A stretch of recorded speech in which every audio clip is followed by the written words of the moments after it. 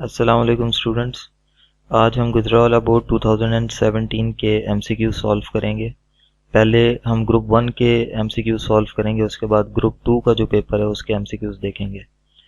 Group 1 का पहला MCQ है, in which of the following state molecules do not leave their position. कहता है कौन सी मैटर की वो स्टेट है जिसमें मॉलिक्यूल्स अपनी जगह नहीं छोड़ते, सॉलिड, लिक्विड, गैस या प्लाज्मा। तो चैप्टर 7 में करेक्टरिस्टिक्स ऑफ सॉलिड में इसका आंसर गिवन था आपकी बुक में कि सॉलिड वो स्टेट ऑफ मैटर है जिसमें मॉलिक्यूल्स अपनी जगह नहीं छोड़ते, टाइटली पैक्ड होते हैं और वाइब्रेशंस होती हैं सिर्फ। सेकंड क्वेश्चन है, the height of geostationary satellite is about. कहता है जियोस्टेशनरी सैटेलाइट की हाइट तकरीबन कितनी होती है। तो ये चार हमारे पास ऑप्शन है, इसकी वैल्यू आपकी बुक में गिवन थी। चैप्टर नंबर 5 के अंदर एक बॉक्स है आर्टिफिशियल सैटेलाइट्स के लेफ्ट साइड पर, बॉक्स के अंदर इसकी वैल्यू गिवन है। उसके बाद क्वेश्चन नंबर 3 है, false ceiling is done to. False ceiling जो है वो क्यों की जाती है।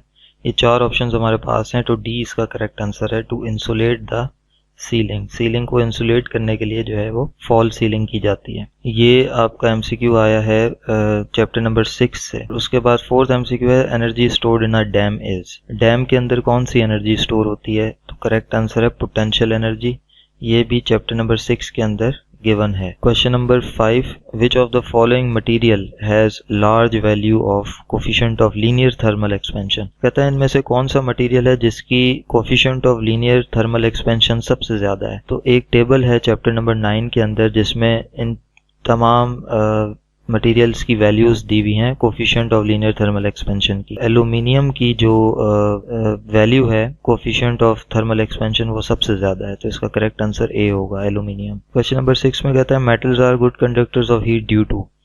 कहता है मेटल्स हीट के गुड कंडक्टर्स क्यों होते हैं, क्या रीजन होती है। तो ये चार ऑप्शंस हमारे पास हैं, इनमें से करेक्ट आंसर है फ्री इलेक्ट्रॉन्स। मेटल्स के अंदर फ्री इलेक्ट्रॉन्स होते हैं जिसकी वजह से वो हीट को कंडक्ट कर सकते हैं। Question number 7 is gravitational field strength is. Values दी हुई हैं चार। कहता है इनमें से कौन सी वैल्यू है ग्रेविटेशनल फील्ड स्ट्रेंथ की। तो ये चैप्टर नंबर 6 से एमसीक्यू लिया गया है और इसका करेक्ट आंसर है 10 न्यूटन पर केजी।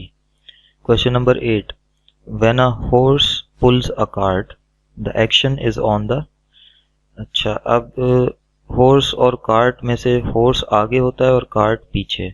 तो अगर हॉर्स को कार्ट पुल करना है, खींचना है, तो उसे अपने पैरों की मदद से फोर्स लगानी होगी ज़मीन के ऊपर।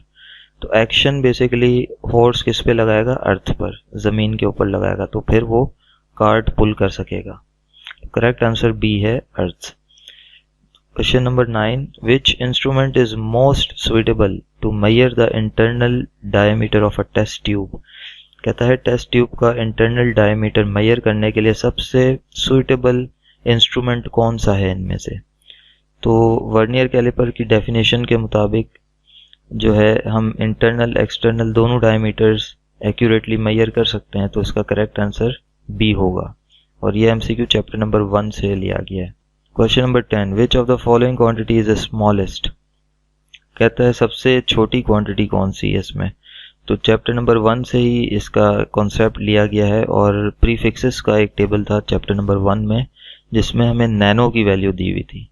तो नैनो होता है 10⁻⁹, तो इस वजह से ये इसका करेक्ट आंसर होगा। 11th में कहता है a body has translatory motion if it moves in a. कहता है कि ट्रांसलेटरी मोशन बॉडी के अंदर उस वक्त होगी जब वो बॉडी स्ट्रेट लाइन में मूव करे या सर्कल में या लाइन में मूव करे विदाउट रोटेशन या किसी कर्व पाथ पर मूव करे। तो इसका करेक्ट आंसर है line without rotation. Chapter number 2 के अंदर ट्रांसलेटरी मोशन की डेफिनेशन से ये एमसीक्यू लिया गया है। लास्ट एमसीक्यू है ग्रुप 1 का, two equal but unlike parallel forces having different line of action produce couple. ये चैप्टर 4 से कपल की डेफिनेशन से एमसीक्यू लिया गया है। ओके स्टूडेंट्स, अब हम ग्रुप 2 का एमसीक्यू पेपर सॉल्व करेंगे। Question number 1, in gases heat is mainly transferred by.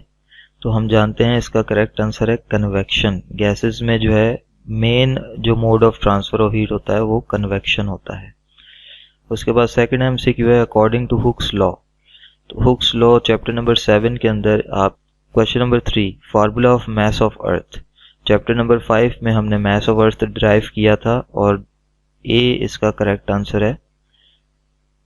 ME mass of earth equals to R square G upon capital G. Question number 4 is the value of 1045 degrees is equals to। ठीक है, तो ये exactly 1 के equal होता है, या आप अपने कैलकुलेटर से भी easily find out कर सकते हैं।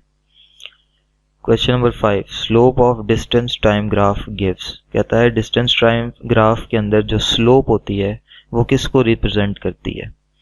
तो ये चैप्टर नंबर 2 के अंदर हमें डिस्टेंस टाइम ग्राफ का कॉन्सेप्ट दिया था, वहाँ से ये MCQ लिया गया है और स्पीड इसका करेक्ट आंसर है, क्योंकि स्पीड को हम कैसे डिफाइन करते हैं, distance in a given time, distance travel by a body in a given time. तो इस वजह से जो स्लोप होगी वो हमारी स्पीड को रिप्रेजेंट करेगी। Question number 6, motion of objects is studied in. कौन सी ब्रांच ऑफ फिजिक्स है जिसमें मोशन ऑफ ऑब्जेक्ट्स को स्टडी करते हैं। चैप्टर नंबर 1 में इसका आंसर था मैकेनिक्स, तो मैकेनिक्स इसका करेक्ट आंसर है। Question number 7, in solids heat is transferred by. तो हमें कहता है कि सॉलिड्स में इनमें से कौन से मेथड से हीट ट्रांसफर होती है, रेडिएशन, कंडक्शन, कन्वेक्शन या एब्जॉर्प्शन। तो हम जानते हैं कंडक्शन के थ्रू सॉलिड्स में हीट ट्रांसफर होती है, तो करेक्ट आंसर बी है, conduction. Question number 8, water freezes at. तो हम जानते हैं कि सेंटीग्रेड या सेल्सियस डिग्री में 0 डिग्री सेंटीग्रेड पर वाटर फ्रीज होता है, और 0 डिग्री सेंटीग्रेड किसके बराबर होता है, 32 डिग्री फ़ारेनहाइट के। तो करेक्ट आंसर है 32 degree Fahrenheit. Question number 9 is megawatt is equals to. Megawatt की वैल्यू पूछी गई है हमसे, तो प्रीफिक्सेस का टेबल था चैप्टर नंबर 1 में, और उसके मुताबिक 10⁻6 इसका करेक्ट आंसर है। 10th में कहता है वैल्यू ऑफ जी इज, कहता है जी मतलब ग्रेविटेशनल कांस्टेंट या यूनिवर्सल कांस्टेंट की जो वैल्यू है वो क्या होगी विद यूनिट्स। तो यूनिट्स अगर आप देखें तो सबके ही सेम है, तमाम ऑप्शंस में सिर्फ वैल्यूज का डिफरेंस है पावर्स के अंदर। यहाँ -8 है, यहाँ -9, फिर -10 और -11। तो डी इसका करेक्ट आंसर है। चैप्टर नंबर 5 में इसकी वैल्यू गिवन है, D is correct. 11th MCQ में कहता है the force that opposes the motion of moving objects. कहता है जो ऑब्जेक्ट्स मोशन में होते हैं, मूविंग ऑब्जेक्ट्स होते हैं, तो वो कौन सी फोर्स है जो मोशन को ओपोज करती है, मतलब कि मुखालफत करती है मोशन की। तो हम जानते हैं फ्रिक्शन वो फोर्स है जो कि मोशन की मुखालफत करती है। Question number 12, the word science is derived from. कहता है ये वर्ड साइंस कौन से ज़बान से डिराइव हुआ है, उर्दू, अरेबिक, लैटिन या इंग्लिश। तो चैप्टर 1 में इसका आंसर गिवन है लैटिन, इसका करेक्ट आंसर है सी, लैटिन। स्टूडेंट्स, आज हमने गुजरावाला बोर्ड 2017 के दोनों ग्रुप्स के MCQ सॉल्व किए हैं, और इस बोर्ड के अलावा बाकी तमाम बोर्ड्स के MCQs भी मेरे चैनल पर मौजूद हैं। अगर आप उन्हें स्टडी करना चाहते हैं तो मेरा चैनल विज़िट करें। पंजाब के तमाम बोर्ड्स के MCQs जिसमें लाहौर बोर्ड, गुजरावाला, फैसलाबाद, तमाम बोर्ड्स के पास्ट पेपर के MCQs सॉल्व्ड हैं, वहाँ जाकर आपको बहुत फ़ायदा होगा। तो चैनल विज़िट करें, इस वीडियो को लाइक करें और मैक्सिमम शेयर करें, चैनल को सब्सक्राइब कर लें ताकि जो भी वीडियो मैं नेक्स्ट अपलोड करूं तो नोटिफिकेशन आप तक पहुंच जाए। अल्लाह हाफिज़।